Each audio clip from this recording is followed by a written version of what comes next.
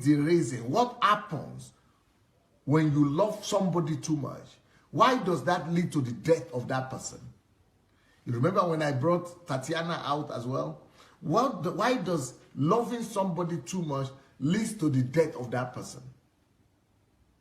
The person, the object of love. But in this case, the madness of the one who is loving too much. Why? Let's talk about why does the object of love dies.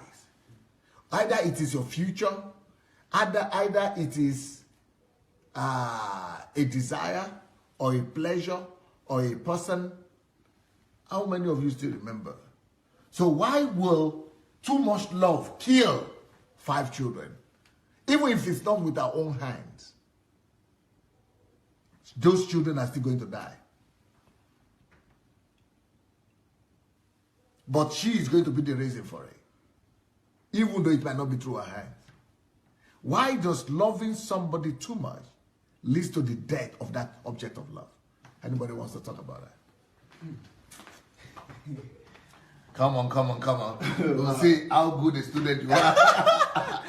Yeah. There are several reasons you could give, so let's hear your argument. I think the first reason is that when you love someone to that extent, what happens is that, like you taught us, that you place that person in a position where the person cannot deliver.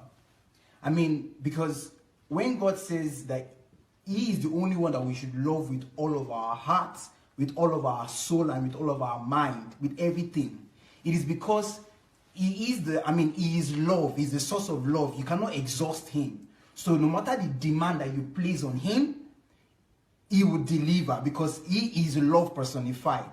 But when you place that demand on a human being who doesn't have the ability, who doesn't have the capability to deliver as you demand, you ruin that person. I mean, you cause that person to actually die, because the person cannot, I mean, it's just like a demand and supply thing. You are making so much demand because of the love that you have for that person. But the person doesn't have what it takes to give that adequate supply. So, like, you're just drawing and sucking life from the person. And so the more you suck life from the person is like you're just tricking me, and I'm like, you're asking me for this, but I can't give you what you're asking me for. And then, bam, the person dies. The person loses his life. Beautiful. You have a good one, but anybody want to add to it? Either from another aspect or add, there are different other arguments. Come. Don't worry about it. Be bold.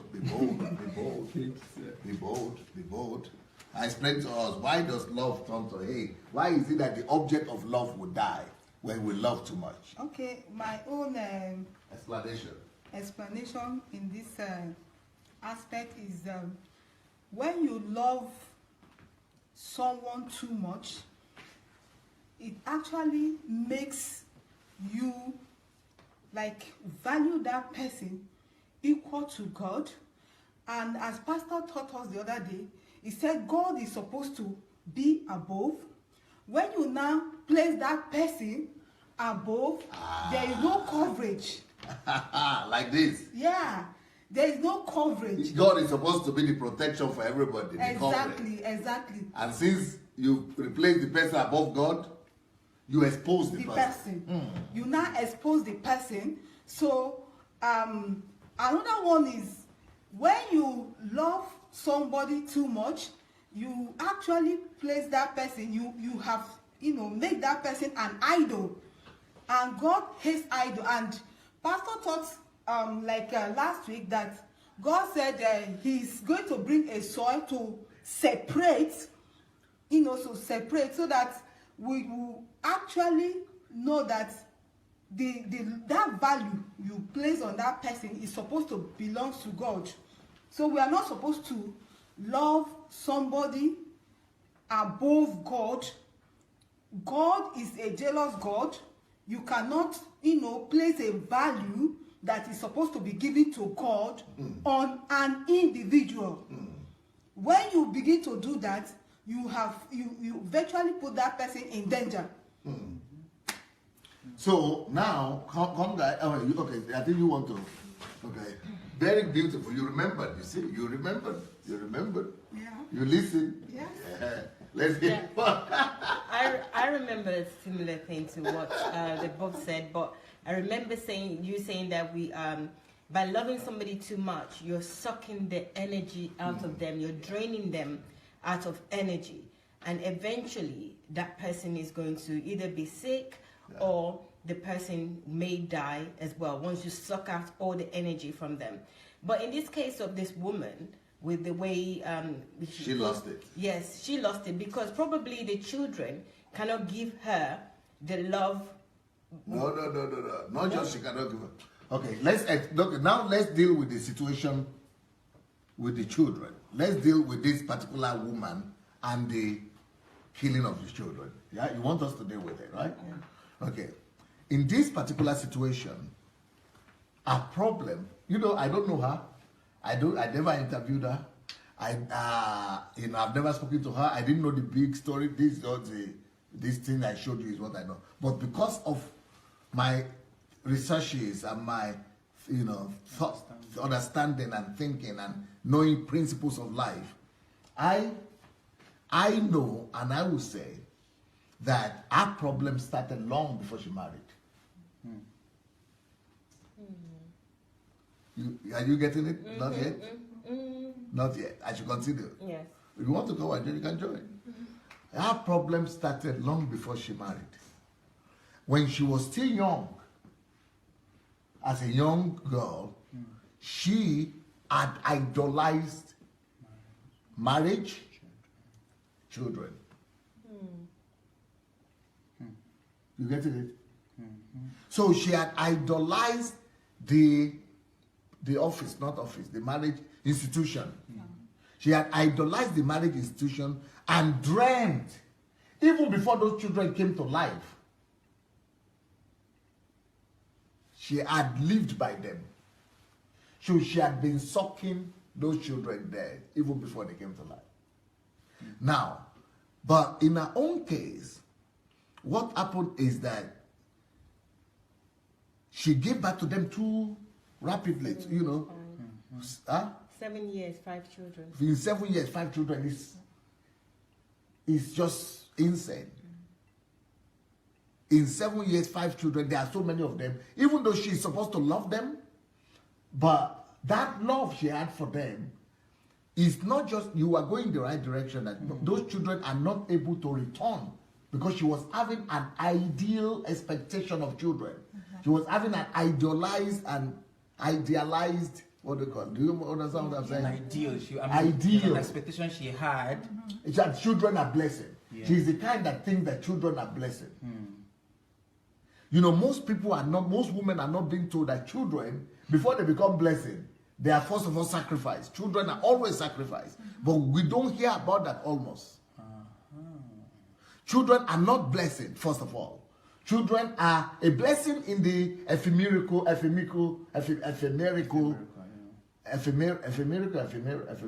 Yeah. In the ephemerical understanding of it. Blessing in the ephemerical of understanding, blessing. But that is ephemerical. But in real life, children are suffering, children are pain, children are deprivation. Children are deprivation. Children are tolerance, pain, long suffering, perseverance. Children are not blessing. No, in quote. Children are labor. Children are suffering.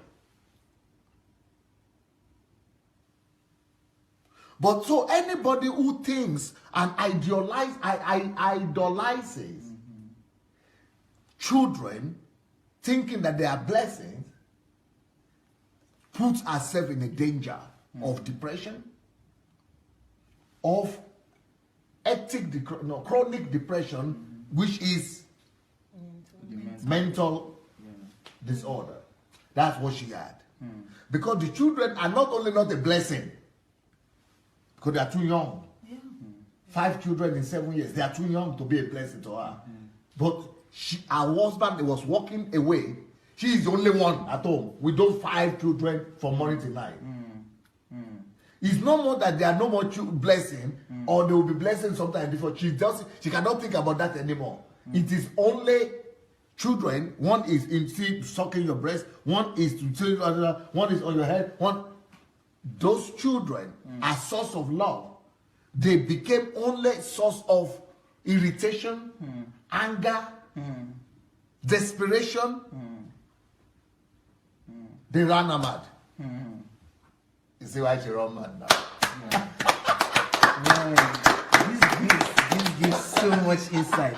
I'm going to use this now to the reason why out of 10 marriages we have 8 people that are divorced. I was still going to ask you people that on the basis of this teaching we are going down, do you now know why 8 out of 10 marriages end up in divorce? Also, do you now understand why conflicts between parents and children is the greatest blessing ever that could ever you go ahead. Yes, I got it. Why? Because now this is the reason, just from this explanation, I mean, it's just like a light bulb just came up. This is the reason why in 10 marriages, 8 ends up in divorce. And this is why. Because first, it starts with the pressure and the idea that marriage brings fulfillment, and that marriage is, I mean, without marriage, there is no success in life. So this culture and this ideology has created pictures in the mind of, I mean, a young girl is thinking of a white gown from her childhood. She's thinking of how she's going to look like on the wedding day. So she has an ideal picture in her mind saying, okay, the day I get married, I'm waiting for the day, my wedding day, I'm waiting to have a husband.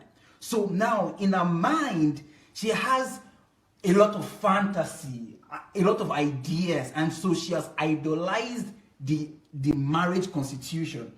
So what happens is that now, because of the ideology that she has, there are certain expectations that she has about her future husband. Saying, this is the kind of man I expect to see. I mean, when we get married, this is how the marriage will look like. This is how our first night will look like. Our first month.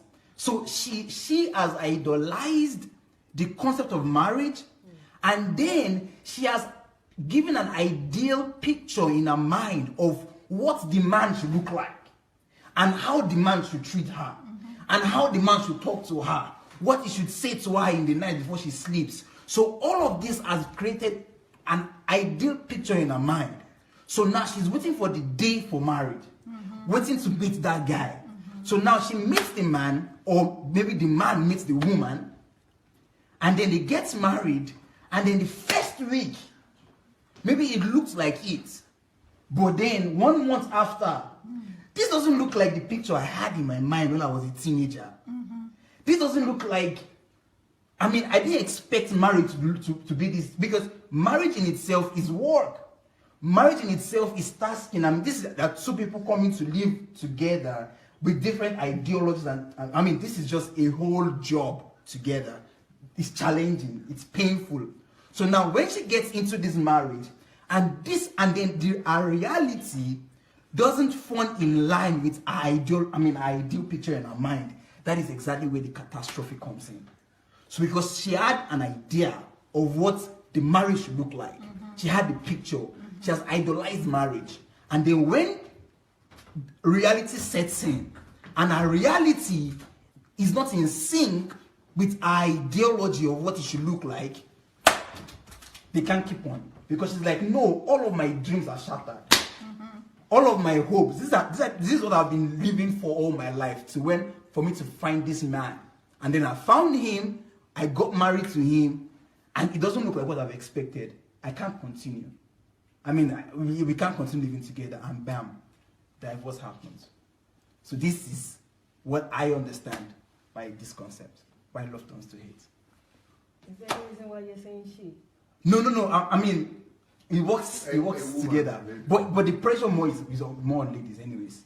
Yeah, it could be men. It could be men, definitely, but it's more coming from But my she would now come from the other side. from the other side. Yeah. So give it. Don't be with Yeah. So, okay, I'm going to say he as well now. So, with the guys or with men, they have the expectation of a woman without actually looking at the substance of marriage or relationship. We're looking at the ideal, what we have in our head.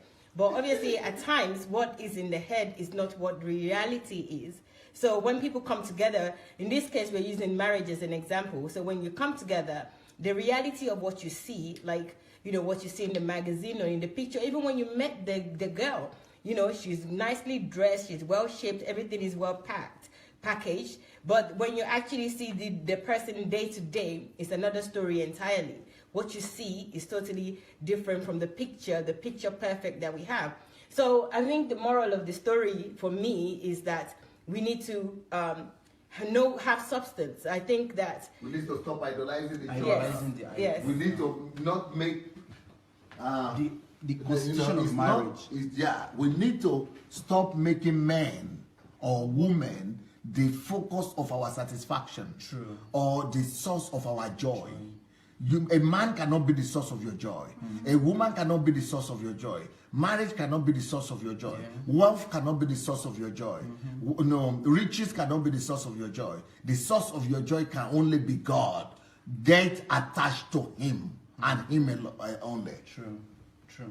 it's actually simpler. I don't know why we're not even adopting that. Okay. Because it's much simpler to understand that the source of your joy is God and get attached to God than to human being, because we're very feeble. Even if somebody thinks that I am the source of their joy, I change all the time. There's so many things I don't know as well.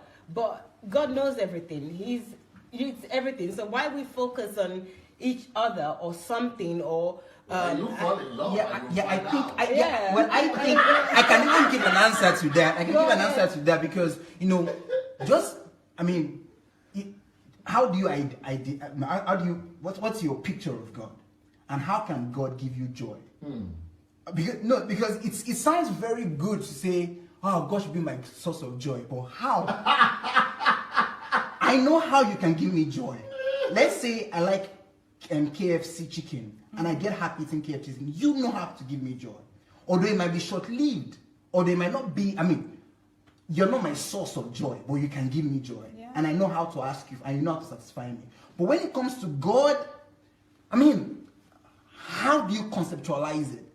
So that is the reason why it's very easy. And it's very subtle for people to idolize each other, because we are physical here, man. God is spiritual. So how do I get joy and satisfaction from God? Even let's talk about riches too. But from God, even from God, people think they can answer that your question. Yeah. Most people will think that they can answer that your question. How can we get satisfaction from God? And the answer is, we go to church. Yes. I dance, praise and worship. I serve in departments. They don't know. They have just replaced God with all of those things. With religion. Yeah. So it's a huge concept. We need light.